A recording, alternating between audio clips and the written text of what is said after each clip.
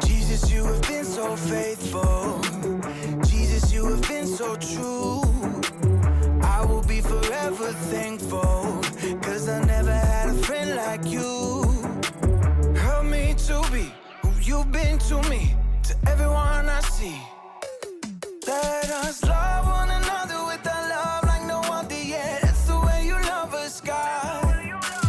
Never turn away, you are with us every day, yeah. That's the way you love us, God. Your love is always been beginning to end. There's never been a better friend. So let us love one another with our love like no other, yeah. That's the way you love us, God.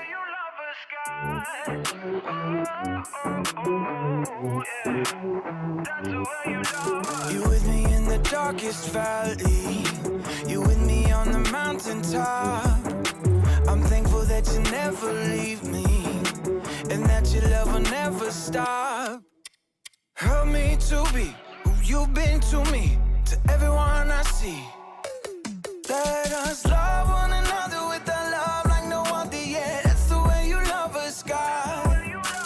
Never turn away, you are with us every day, yeah. That's the way you love us, God. Your love is always been beginning to end. There's never been a better friend. So let us love one another with our love like no other, yeah. That's the way you love us, God. I wanna thank you for being a friend who's always by my side. I wanna thank you for the way you love me all my life. I wanna thank you for being a friend who's always by my side. I wanna thank you for the way you love me all my life. Love one another with a love like no other, yeah. That's the way you love us, God. Never turn away, you are with us every day, yeah. That's the way you love us, God. Your love is always been beginning to end. There's never been a better friend. So let us love one another with our love like no other, yeah. That's the way you love us, God.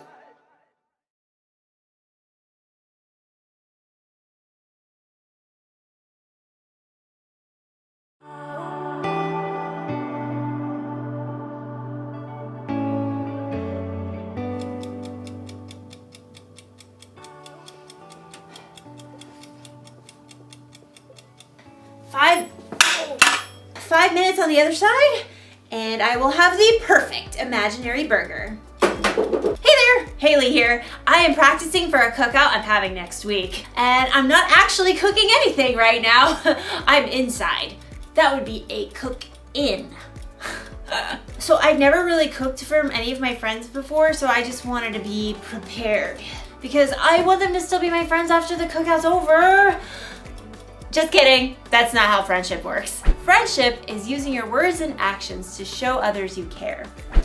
I don't think friends should stop being friends for little things like food tasting bad.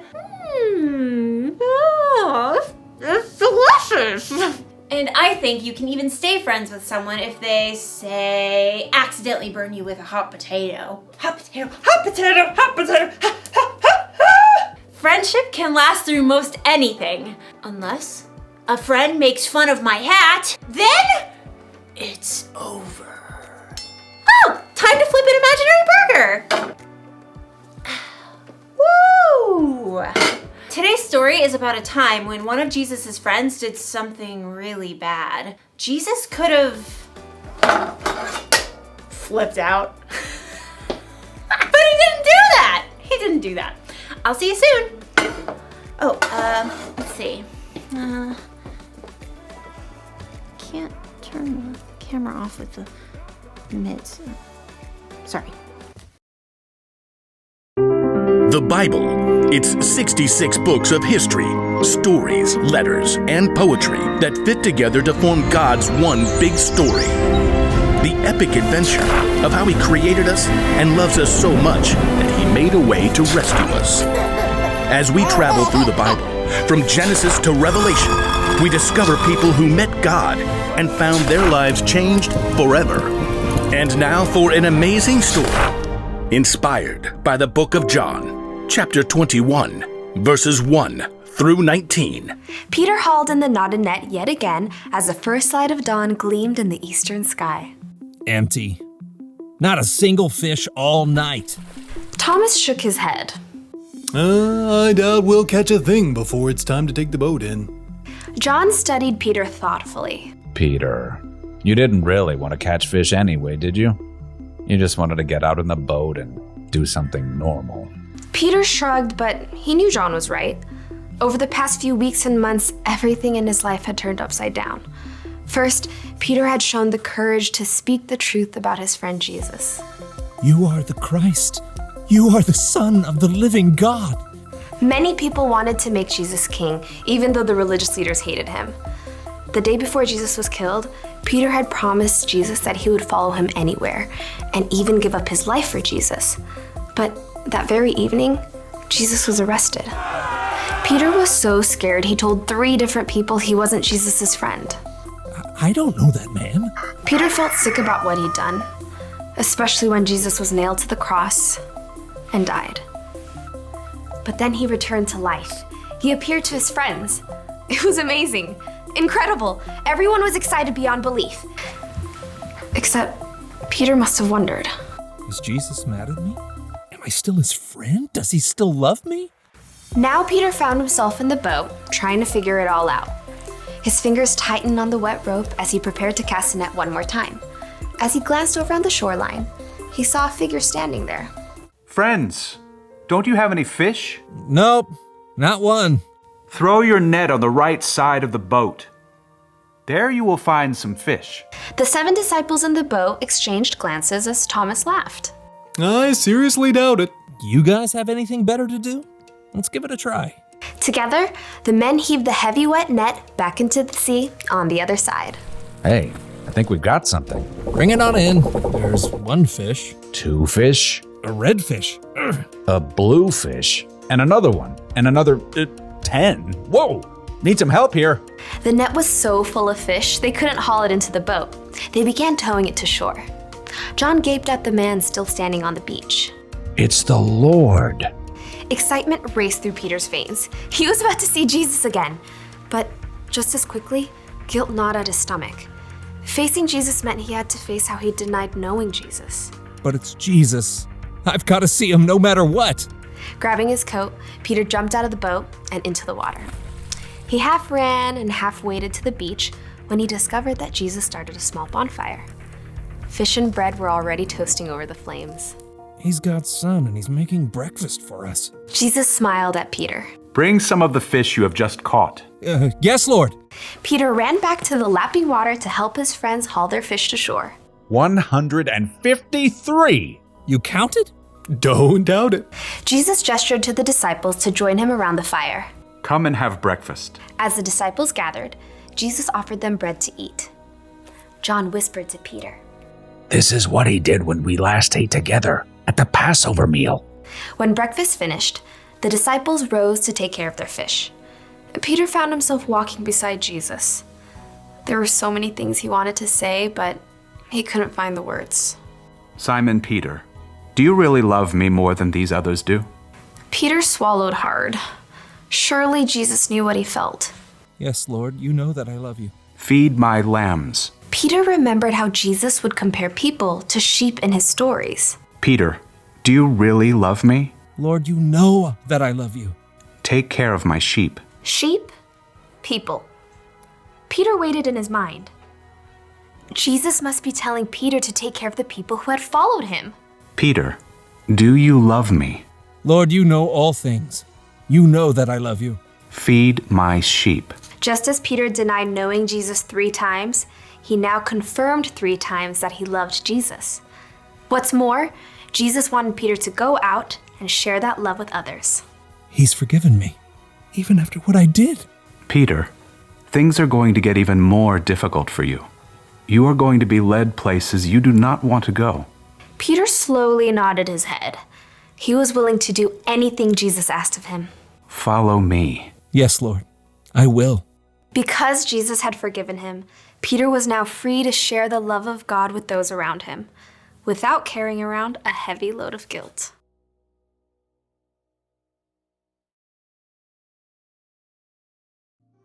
Okay, so picture this. You have a best friend. You do everything together. You eat together. You play games together. You tell each other everything. And then, when your life gets really hard and you need your friend there the most, your friend pretends she doesn't even know you. That's not cool, friend. Wouldn't that make you so mad?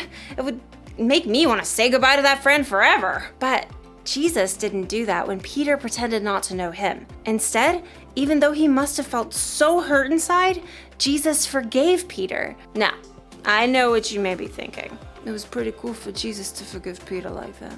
It was.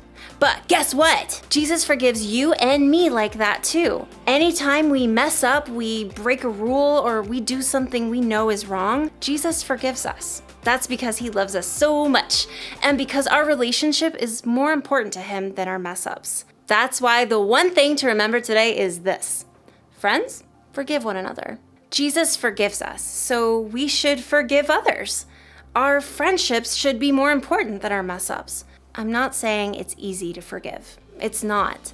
You're going to need God's help, but get this. When you choose to forgive, it can help you feel better inside. It can help your friend feel better inside, and it'll make your cookouts way more enjoyable. Speaking of, this imaginary corn is almost done roasting. Oh, look at that. Oh, what? Oh, this is gonna taste so good when they're real. Goodbye, everybody.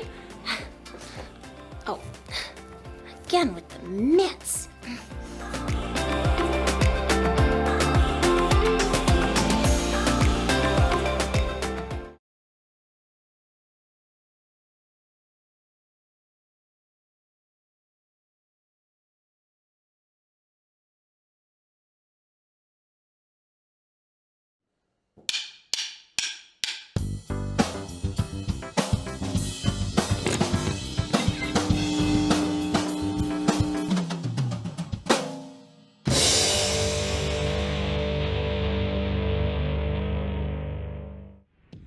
How do you build a friendship? Some people think it's all about climbing the ladder of popularity or gathering the biggest number of followers on social media. Others believe it means throwing a birthday party at the best place so everyone will want to come, or even laughing along when someone makes a mean joke so that you can fit with the in crowd. But none of those things can promise you real friendship. Building true friendships is not about being in. It's about being the in for others. It's showing someone that you care about them, and not just yourself. It's a smile and an encouraging word when someone in your class is having a bad day. It's making a spot at your lunch table for the kid who doesn't have a place to sit.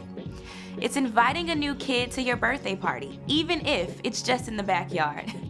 It's taking time to make your own get well card for the kid in your small group who broke his leg. When you choose to be a friend, you create a safe, welcoming place for others. You'll discover you're building true friendships, and others will see God at work in your life. That's why friendship is an amazing way to worship God with your life. Because worship is about more than just singing loud. It's all about living loud.